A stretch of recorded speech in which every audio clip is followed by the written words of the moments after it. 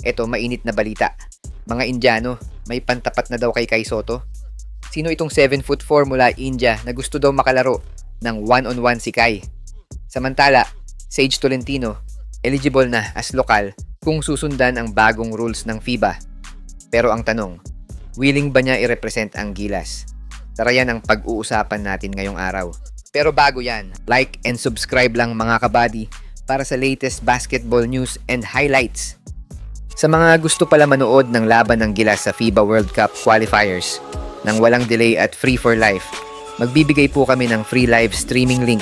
All you have to do is i-like lang po ang aming Facebook at YouTube channel para mabigyan po kayo ng unlimited access sa mga sports games sa buong mundo.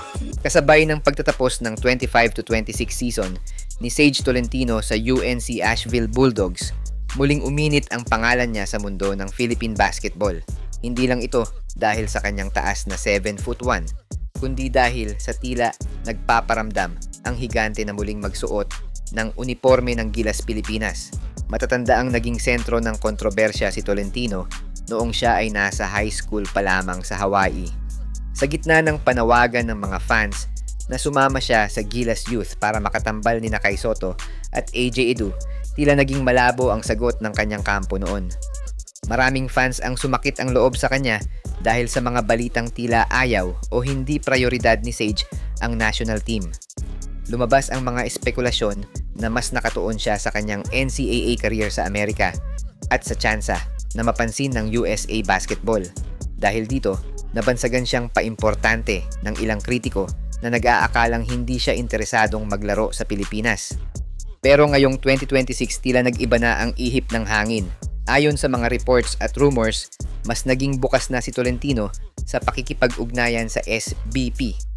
Dahil matapos ang kanyang stint sa Cincinnati at ngayon sa Asheville, mas nakikita na niya ang halaga ng paglalaro sa international stage, lalo na't papalapit na ang 2027 FIBA World Cup cycle.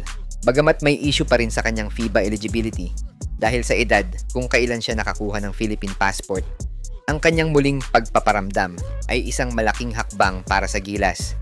Maraming observers ang naniniwala na ang kanyang pagpaparamdam ay magbibigay ng magandang image sa kanya sa bansa na dati ay tila iniiwasan niya.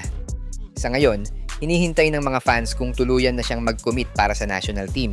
Kaya mula sa pagiging missing in action sa Gilas Youth, tila handa na ang dating batang Gilas na patunayan ang kanyang puso para sa Gilas. Samantala, 7'4" player ng India na si JG Singh inihahalin tulad kay Filipino unicorn Kai Soto matapos ilabas ng India ang kanilang magiging future star sa kanilang national team. Sa taas nga nito na mas matangkad pa ng 1 inch kay Kai, ay masasabi natin na medyo parehas ang landas na tinatahak ng dalawa, lalo na nung kabataan ni Kai. Ayon sa mga ulat mula sa coaching staff ng Indian national team, hindi lang basta height ang dala ni Singh. Taglay din nito ang liksi at shooting touch na bihirang makita sa isang player na may ganoong height. Dahil dito, tinatawag na siyang Indian Unicorn ng mga lokal na fans ni JG Singh. Isang nickname na binabansag sa mga players na matangkad gaya na lang ni Chet Holmgren at Victor Wembanyama na matagal na ding nakadikit kay Kai Soto sa mga nakalipas na taon. Well, isa na namang big man ang aabangan ng Gilas sa Asia, lalo na at lumalakas na din ang bansang India sa FIBA Asian region. Siya nga pala mga idol, sa mga naghahanap ng legit na Gilas jerseys at iba pang paraphernalia ng Gilas, pwede mong i-click yung product link sa gilid ng aking mga video at makikita mo na sa kanan ang lahat ng legit stores na nagbebenta ng mga high quality merch ng Gilas. Maraming salamat mga idol!